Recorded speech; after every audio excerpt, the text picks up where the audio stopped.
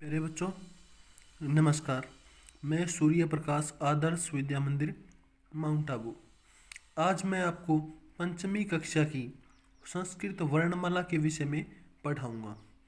तो सबसे पहले हम जो भी लैंग्वेज पढ़ते हैं, हिंदी है, इंग्लिश है, संस्कृत है, कोई भी भाषा हो, उस भाषा में हमें सबसे पहले उस भाषा की जो वर्णमाला है उसका ज्ञान प्राप्त करना हमारे लिए बहुत ज़रूरी होता है। तो सबसे पहले हम संस्कृत की वर्णमाला देखते हैं।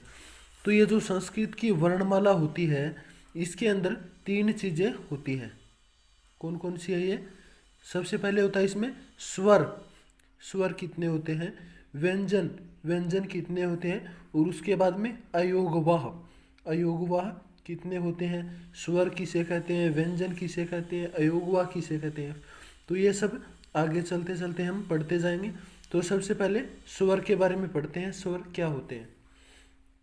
तो स्वर ये है अ, आ, ई, उ, री, लरी, ए, ऐ, ओ, औ। ये हो गए स्वर। अब देखते हैं ये कितने हैं। 1 2 3 4 5 6 7 8 9 10 11 12 और 13। तो जो अपने संस्कृत में स्वर है वो हो गए 13। तो दो एक्स्ट्रा कौन कौन से बड़े हैं? एक तो ये लरी और दूसरा बड़ी री। संस्कृत में ये दो स्वर अतिरिक्त होते हैं, ये दो हिंदी भाषा में नहीं होते। संस्कृत की और हिंदी भाषा का जो लिखने का तरीका है, जो लिपि है, वो बिल्कुल एक जैसी है, लेकिन फिर भी इसमें थोड़ा बहुत अंतर है। तो स्वर, ये दो स्वर संस्कृत में अधिक है जो हिंदी भाषा में नहीं है। इसके बाद में आता है हमारा व्यंजन। तो व्यंजन भी दो प्रकार के हो गए।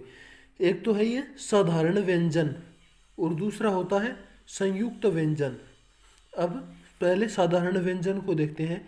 इसके अंदर ये क, ख, ग, घ, घ, च, छ, ज, झ, ञ, ट, ठ, ड, ढ, ण, त, थ, द, ध, न, प, फ, ब, भ, म, य, र, ल, व, स, श, श, ह, अक्षय, त्रिय, जय और श्र।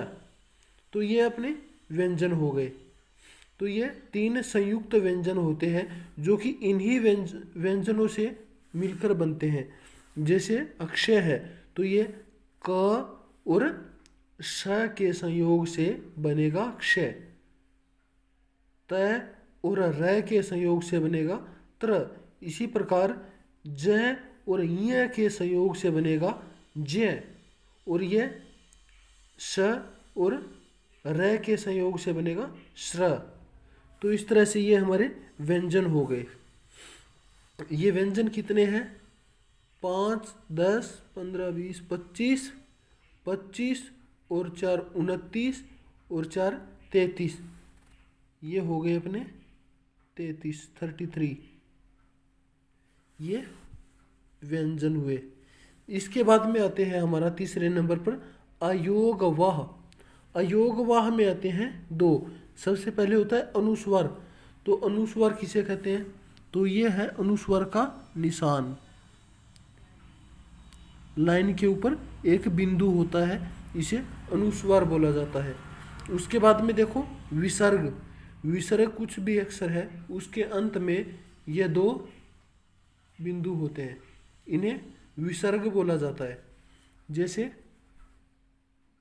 बालक और बालक के पीछे हमने लगा दिया विसर्ग, ये बन गया बाल कह।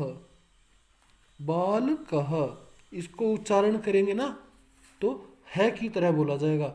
यह जो विसर्ग है इसका उच्चारण है की तरह किया जाएगा, बाल कह। और ये जो अनुस्वार है इसका उच्चारण हम करते हैं लगभग मैं की तरह इसका उच्चारण करते हैं। जैसे बालक, और बालक के ऊपर हमने ये बिंदु लगा रखा है, तो इसका उच्चारण होगा बालकम। क्या होगा? बालकम। ये इसका उच्चारण होगा, यानी कि जो अनुस्वार होगा इसका उच्चारण हम मैं की तरह करेंगे। तो सबसे पहले एक बार आप इसका जो मुख्य वर्णमाला है इसको एक बार अपनी कॉपी में लिख लीजिए, और उसके बाद आगे से हम संस्कृत की जो अपना जो वर्णमाला है, वर्णमाला के बाद में जो आने वाला खाम है वो धीरे धीरे हम पढ़ते जाएंगे। तो ठीक है बच्चों, धन्यवाद।